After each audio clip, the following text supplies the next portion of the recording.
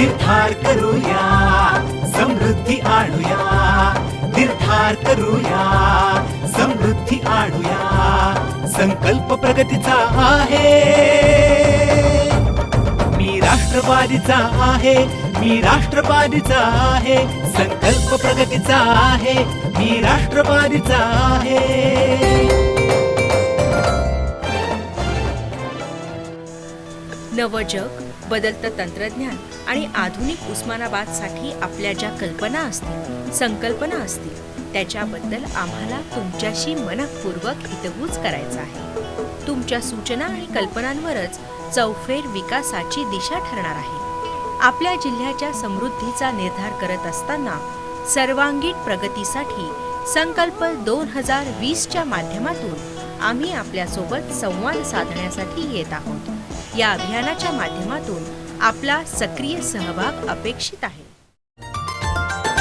आपुलीच साथ, विकासाचा ध्यास, संकल्प प्रगतीचा आहे,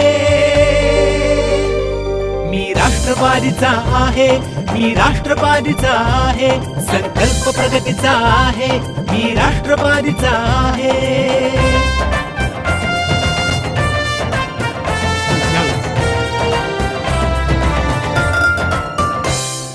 सर्वसामान्यांच्या दुःखांची आणि वेदनांची जाण असलेले देशाचे नेते केंद्रीय कृषी मंत्री माननीय शरदचंद्रजी पवार साहेब यांनी मागच्या 4 दशकात प्रगतिशील महाराष्ट्राचं स्वप्न साकारत समाजकारण केलं. त्यांच्याच विचारांचा वारसा घेऊन उस्मानाबाद जिल्ह्याचे भाग्य विधाते आणि लोकनेते खासदार डॉक्टर पद्मसिंह पाटील साहेबांनी मागील 40 वर्षांच्या वाटचालीत उस्मानाबाद जिल्ह्याचा मोठ्या प्रमाणात विकास केला. डॉक्टर साहेब मूळतः राजकारणात आले ते गोरगरिबांच्या अडचणी सोडवण्यासाठी आणि सर्वसामान्यांवर होणाऱ्या अन्यायाच्या विरोधात लढण्यासाठी. डॉक्टर साहेब हे पुण्यातील बीजे मेडिकल कॉलेजचे पदवीधर, कॉलेजचे GS, विद्यापीठाचे बॉक्सिंग चॅम्पियन, अश्वारोहणात आणि शरीर सौष्ठव्यात प्रावीण्य मिळवलेलं अष्टपैलू व्यक्तिमत्व. डॉक्टर झाल्यानंतर मुंबई, पुण्यात किंवा परदेशात प्रॅक्टिस करण्याऐवजी साहेबांनी ढोकी इथल्या प्राथमिक आरोग्य केंद्रात आपल्याच जन्मभूमीत रुग्णसेवा करण्याचा निर्णय घेतला. तेरच्या पाटलांचा हा मुलगा घोड्यावरून ढोकीला ये जा करत असताना अनेक लोक आपली गाऱ्हाणी मांडायची. साहेब देखील आत्मीयतेने त्यांच्या व्यथा ऐकून घेत आणि त्या सोडवण्याचा प्रयत्न करत. मात्र केवळ वैद्यकीय अधिकारी असल्यामुळे त्यांना मदत करत असताना खूप मर्यादा येत असत. 1974 साली जिल्हा परिषदेची निवडणूक जाहीर झाली. डॉक्टर साहेबांनी तेव्हा पूर्ण वेळ जनसेवा करण्याचा निर्णय घेतला आणि सरकारी नोकरीचा राजीनामा दिला. त्या निवडणुकीत डॉक्टर साहेबांचा विक्रमी मतांनी विजय झाला आणि ते उस्मानाबाद जिल्हा परिषदेचे आरोग्य आणि बांधकाम सभापती झाले. गेल्या 40 वर्षांच्या डॉक्टर साहेबांच्या लोकसेवेच्या प्रवासाची ही होती सुरुवात. लहानपणी साहेबांना नेहमी जाणवायचं की बार्शीच्या पुढं हिरवीगार शेती आणि पाणी आहे. आपल्या भागात मात्र मोठ्या प्रमाणात शेती उजाड दिसायची. ही बाब साहेबांच्या मनाला कायम खटकायची. 1988 साली डॉक्टर साहेब पहिल्यांदा कॅबिनेट मंत्री झाले. लहानपणापासून खटकत असलेल्या आपल्या जिल्ह्यातील परिस्थितीची आठवण ठेवून डॉक्टर साहेबांनी आग्रहानं पाटबंधारे खात्याची जबाबदारी मागून घेतली. म्हणून साहेबांना आवडून साहित्य मला पाटबंधारे खात्याचा ऊर्जा खातं आणि ते खातं मिळाल्यानंतर राज्यामध्ये किती पाटबंधाऱ्याची आणि ऊर्जा संबंधीचे काही प्रश्न होते की त्या कामं करणं गरजेचं होती. तर ती कामं तर सतत मी करत राहिलो, परंतु माझ्या जिल्ह्याकडे जे नद्या सुद्धा कुठे धरणाची कामं झाली नव्हती, तर ते धरणाची एक सुद्धा साईड शिल्लक ठेवली. आपल्याला आठवत असेल 80च्या दशकात उस्मानाबाद कसं होतं. आठवा, माहिती नसेल तर वडीलधाऱ्यांना विचारा. तेव्हाची गावातील शेती, रस्ते, वीज, पाणी याची एकंदरीत परिस्थिती काय होती हे आठवा. गावात दुचाकी वाहनं किती होती, 4 चाकी किती होती हे आठवा. आणि आता गावोगावी दिसणारी दुचाकी, 4 चाकी वाहनांची संख्या लक्षात घ्या. हा बदल कसा झाला, कशी आली समृद्धी. जिल्ह्यात साखर कारखाने सोडले तर कोणताही मोठा उद्योग नाही. मग कसा झाला हा विकास. आपल्या सर्व प्रश्नांचे एकमेव उत्तर खासदार डॉक्टर पद्मसिंह पाटलांची दूरदृष्टी आणि नियोजनबद्ध कृती आणि त्याला मिळालेली माननीय शरदचंद्र पवार साहेबांची साथ. लहानपणापासून खटकत असलेल्या आपल्या जिल्ह्यातील परिस्थितीची आठवण ठेवून डॉक्टर साहेबांनी आग्रहानं पाटबंधारे खात्याची जबाबदारी मागून घेतली. आपलं सर्वांचं भाग्य आहे की ज्याने गेली 30-40 वर्ष या राज्यासाठी, या मराठवाड्यासाठी, खास करून उस्मानाबाद जिल्ह्याच्यासाठी अनेक विकासाची कामं केली. इरिगेशन खात्याच्या माध्यमातून त्यांनी काम केलं. नाला दिसेल तिथं पाणी अडवण्याचं काम करून शेतीला पाणी देण्याचं काम असेल, जे जे खातं म्हणून त्यांच्याकडे आले त्या खात्याचा न्याय देण्याचं काम, विकास करण्याचं काम डॉक्टर पद्मसिंह पाटील साहेबांनी या ठिकाणी केलेलं आहे.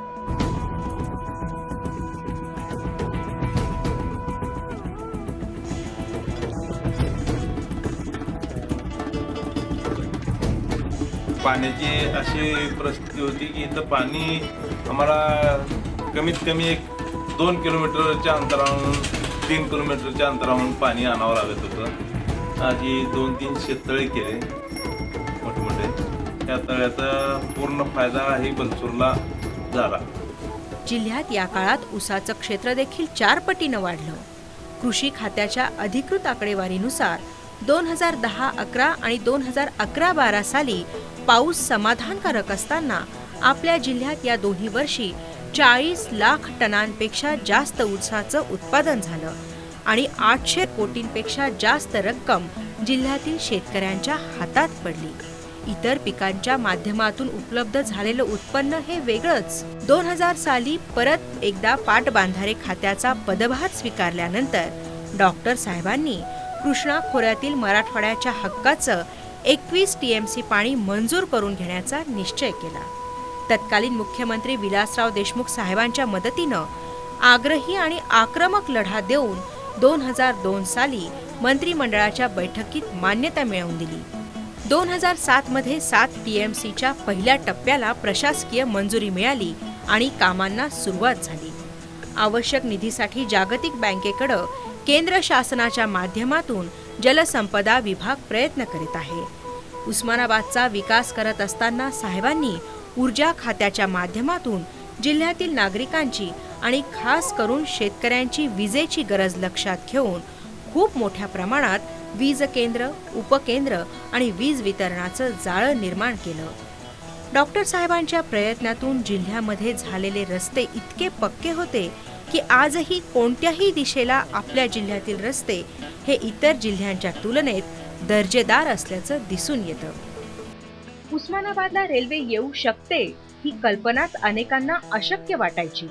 अनेकांनी उस्मानाबादच्या रेल्वेचं राजकारण करून पाहिलं. मात्र डॉक्टर साहेबांनी दुर्दम्य इच्छाशक्तीच्या जोरावर मोठा संघर्ष करून लातूर ते बार्शी अशी जाणारी रेल्वे उस्मानाबादसाठी वळवून आणली. ही गोष्ट खरी आहे की हा मार्ग उस्मानाबादच्या बाजूने वळवण्यामध्ये हा वळण मार्गच आहे. म्हणजे वळवणे म्हणजे वळण मार्ग, आणि तो व्हावा यासाठी डॉक्टर पद्मसिंह पाटलांनी फार आग्रही भूमिका त्या काळामध्ये घेतली की हा थोडासा आडवळणाचा मार्ग पडतो, परंतु त्यांचा हट्ट होता आणि या भागाला विकास करण्याकरता जर कोणतं एक साधन आहे तर रेल्वे झाली तर त्याचा उपयोग होईल याची सगळ्याला जाणीव होते. आणि म्हणून सरकारने त्यावेळेस ही जी मागणी होती ती मान्य केली आणि आपल्या सर्वांच्या सुदैवानं आज ही रेल्वे या ठिकाणी सुरू झालेली आहे. डॉक्टर पद्मसिंह पाटील साहेबांनी आग्रह धरला नसता आणि आदरणीय पवार साहेबांनी जर त्याला साथ दिली नसती तर उस्मानाबादला रेल्वे पुढची 50 वर्ष आली असती का नाही हे मला खात्रीने सांगता येत नाही. उस्मानाबाद जिल्ह्यात आणि शहरात कायम पाणी टंचाई जाणवायची.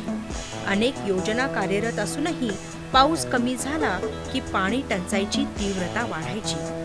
यावर कायमस्वरूपी आणि शाश्वत तोडगा काढण्यासाठी डॉक्टर साहेबांनी खूप संघर्ष केला.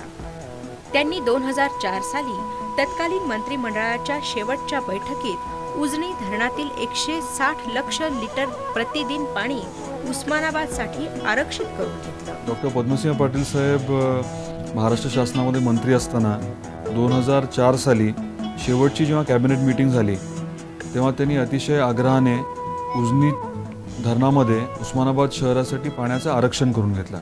परंतु अंमलबजावणी करण्यासाठी पैसे द्यायला काही महाराष्ट्र शासनाची तसं म्हटलं तर तयारी नव्हती. आणि मग आम्ही निर्णय घेतला की केंद्राच्या पैशाचा आपण वापर करू. 125 किलोमीटरवरनं पाणी आणायचं होतं. जवळजवळ 100 मजले उंच इमारत जेवढी असते तेवढ्या उंचीवर पाणी आणायचं होतं. सगळेच जण एकदम हताश झाले होते आणि विरोधक तर जमेल तेवढं हा प्रकल्प अडवत होते. पाणी आल्यामुळे आता पुढचे म्हणजे कधीच उस्मानाबादला अडचण येणार नाही. उजनी धरणाचं पाणी आज पहाटे उस्मानाबादमध्ये दाखल झालं. उस्मानाबाद शहरासाठी आखलेल्या या पाणीपुरवठा योजनेला 172 कोटी रुपये खर्च करण्यात आलाय. या 8 MLD पाण्यामुळे उस्मानाबाद शहर, ग्रामीण भाग आणि तुळजापूर शहराला फार मोठा दिलासा मिळणार आहे. ऐन दुष्काळी परिस्थितीत 2012 साली सीना कोळेगाव प्रकल्पातील पाणी अक्कलकोट आणि दक्षिण सोलापूरसाठी सोडण्याचा निर्णय महाराष्ट्र शासनानं घेतला होता.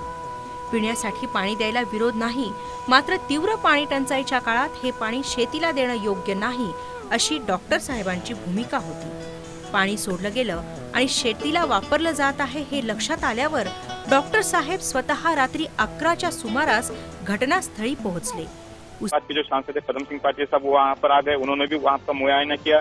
बाद में उस्मानाबाद के जिलाधिकारी और शोलापुर के जिलाधिकारी यहाँ पर आ गए. दोनों जिलाधिकारियों ने एक ज्वाइंटली रिपोर्ट सीएम को दे दिया. उसमें उन्होंने साफ लिखा था कि करीब 200 से 250 किसानों ने ये कबूल किया है कि वो ये जो पानी है वो सिंचाई के लिए इस्तेमाल करते थे. ये जो रिपोर्ट था करीब रात 3:30 बजे सीएम के वर्षा हाउस से भेजा गया और आज सुबह सीएम ने डिसीजन ले लिया कि ये जो पानी तय हुआ था कि मीटिंग में कि ये पानी सिर्फ पीने के लिए है, सिंचाई के लिए नहीं है. डॉक्टर साहेब म्हणजे जणू संकटकाळी मदतीसाठी धावून जाणं हे समीकरण. याचा अनुभव 30 सप्टेंबर 1993 साली उस्मानाबाद आणि लातूर जिल्ह्यात पहाटे झालेल्या प्रलयकारी भूकंपात आला. तिथल्या जनतेला धीर देण्यापासून ते मृतदेह काढून अंत्यसंस्काराचं काम प्रत्यक्ष डॉक्टर साहेबांनी केलं. भूकंपग्रस्त भागात अहोरात्र परिश्रम घेऊन पुनर्वसनाचं नियोजन केलं. शरद पवार साहेबांच्या नेतृत्वाखाली डॉक्टर साहेबांनी केलेल्या पुनर्वसनाच्या कामाची नोंद जागतिक स्तरावर घेण्यात आली. उस्मानाबाद जिल्ह्यातील विद्यार्थ्यांसाठी डॉक्टर साहेबांनी अभियांत्रिकी महाविद्यालय, कृषी महाविद्यालय, आयुर्वेद महाविद्यालय, वैमानिक प्रशिक्षण, औद्योगिक प्रशिक्षण आणि तंत्रनिकेतन सारख्या आधुनिक शिक्षणाची सोय केलीच, सोबतच डॉक्टर बाबासाहेब आंबेडकर विद्यापीठाचं उपकेंद्रही इथं आणलं. आज उस्मानाबाद जिल्हा शिक्षणाच्या बाबतीत आघाडीवर आहे.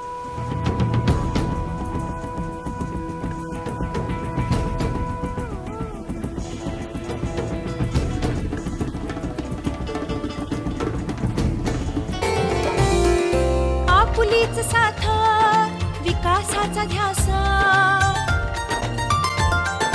आपुलीच साथ विकासाचा ध्यास. संकल्प प्रगतीचा आहे, मी राष्ट्रवादीचा आहे, मी राष्ट्रवादीचा आहे. संकल्प प्रगतीचा आहे, मी राष्ट्रवादीचा आहे.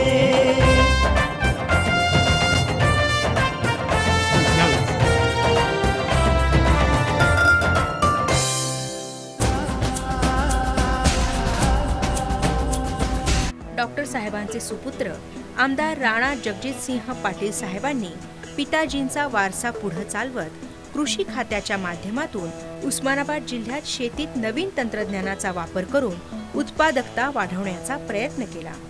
फुलशेती, रेशीम उद्योग, फळशेती या विषयांवर जाणीवपूर्वक लक्ष केंद्रित केलं. आज अनेक युवक पॉली हाऊसच्या माध्यमातून उत्कृष्ट पद्धतीनं फुलांची शेती करत स्वयंपूर्ण झाले आहेत. तुतीची लागवड आणि कोश निर्मितीच्या पुढे जाऊन आपल्या जिल्ह्यातच आज रेशीम धाग्याची निर्मिती होत आहे आणि रेशीमच्या कपडा निर्मिती प्रकल्पाला देखील केंद्रीय रेशीम मंडळाची मान्यता प्राप्त झाली आहे. उस्मानाबाद जिल्ह्यात शेती आणि जोडधंद्याच्या पलीकडे जाऊन मोठ्या प्रमाणात रोजगार निर्मितीची गरज आहे. यासाठी आमदार राणा जगजितसिंह पाटील साहेबांनी आपल्या जिल्ह्यात उद्योजकांना आकर्षित करणं गरजेचं आहे हे लक्षात घेऊन कौडगाव परिसरात 2,500 एकरवर MIDCची औद्योगिक वसाहत उभारणीचं काम सुरू केलं आहे. मोठं क्षेत्रफळ, उजनीचे शाश्वत पाणी, दळणवळणासाठी उपलब्ध असलेले 2 राष्ट्रीय महामार्ग, 12 किलोमीटरवर असलेली रेल्वे लाईन, विमानतळ, नैसर्गिक वायू आणि विजेची उपलब्धता असल्यामुळे या औद्योगिक वसाहतीत मोठ्या प्रमाणात प्रकल्प सुरू होणार आहेत. हे प्रकल्प उभे करण्यासाठी डॉक्टर साहेबांसारखंच सक्षम आणि खंबीर नेतृत्व आवश्यक आहे.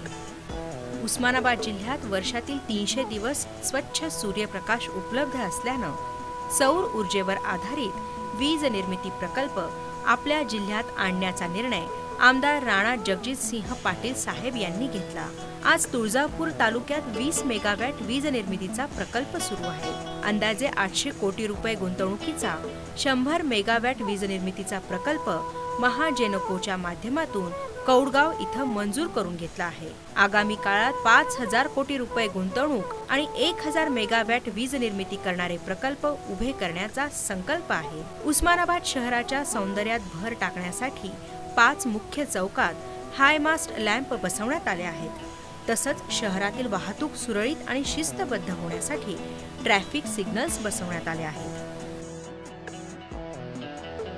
शहरातील वाढलेली वाहनांची संख्या लक्षात घेऊन वाहतुकीची कोंडी कमी करण्यासाठी सांजा चौक, आयुर्वेदिक महाविद्यालय आणि तेरणा महाविद्यालय चौकांमध्ये उड्डाणपुलाचं काम राष्ट्रीय महामार्गाच्या चौपदरीकरणासोबत लवकरच सुरू होणार आहे. आपुलीच साथ विकासाचा ध्यास, आपुलीच साथ विकासाचा ध्यास, संकल्प प्रगतीचा आहे. डॉक्टर पद्मसिंह पाटील साहेबांनी कायम सर्वांच्या श्रद्धास्थानांचा आदर करून ते विकसित करण्यासाठी पुढाकार घेतला. साहेबांच्या आग्रहामुळेच नगरपालिकेनं डॉक्टर बाबासाहेब आंबेडकरांच्या पूर्णाकृती पुतळ्याची स्थापना केली. छत्रपती शिवाजी महाराजांच्या पुतळा चौकाचं सुशोभीकरण केलं. ख्वाजा शमशोद्दीन गाझी यांच्या दर्गा इथं भरणाऱ्या उरुसाच्या सोयीसाठी 1 कोटी रुपये खर्च करून नागरी सुविधा आणि सुशोभीकरणाची कामं केली. लोकशाहीर अण्णाभाऊ साठेंच्या प्रस्तावित पूर्णाकृती पुतळ्यासाठी 20 लाख रुपयांच्या निधीची तरतूद केली.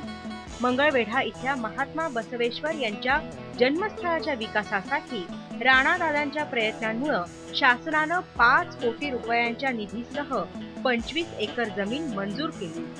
तुळजापूर देवस्थानाच्या विकासासाठी तत्कालीन मुख्यमंत्री विलासराव देशमुख, विद्यमान पालकमंत्री मधुकरराव चव्हाण आणि तत्कालीन राज्यमंत्री राणा जगजितसिंह पाटील यांच्या पुढाकारानं प्राधिकरणाची स्थापना करण्यात आली आणि तीर्थक्षेत्र विकासासाठी 350 कोटी रुपयांच्या निधीला मंजुरी मिळाली.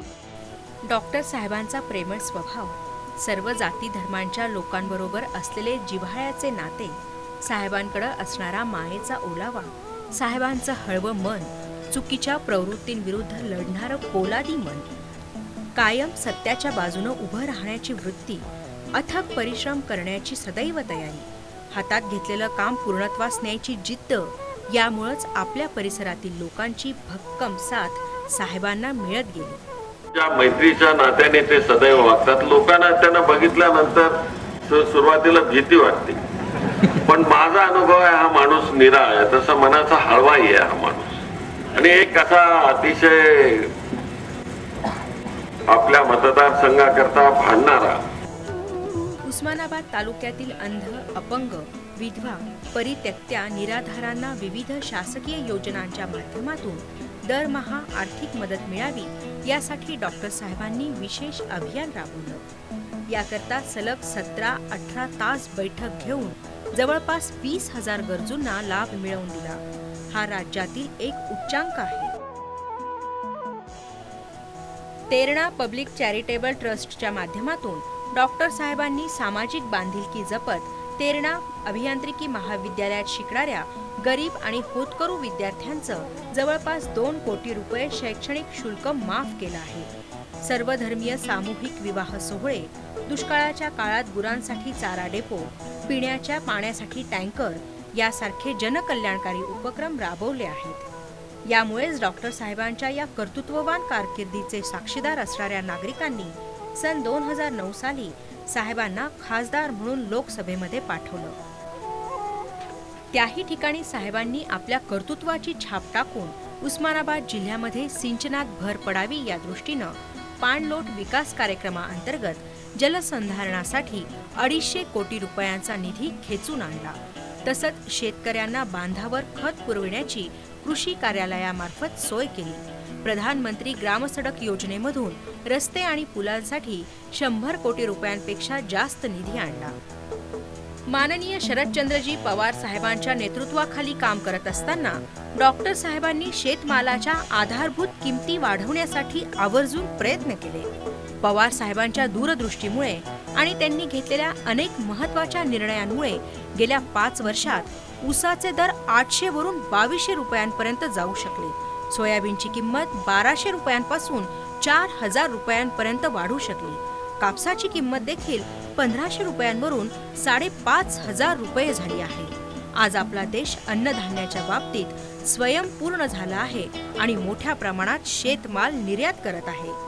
गेल्या 40 वर्षात ज्या नेतृत्वाची नाळ आपल्या मातीशी जुळलेली आहे, जे नेतृत्व गेल्या 4 दशकापासून ताऊन सुलाखून भक्कमपणे उभं आहे, ज्या नेतृत्वाला आपल्या सर्वांगीण विकासाची काळजी आहे, केवळ तेच खंबीर आणि कर्तृत्ववान नेतृत्व आपल्या तरुणाईच्या स्वप्नपूर्तीसाठी समर्थ आहे.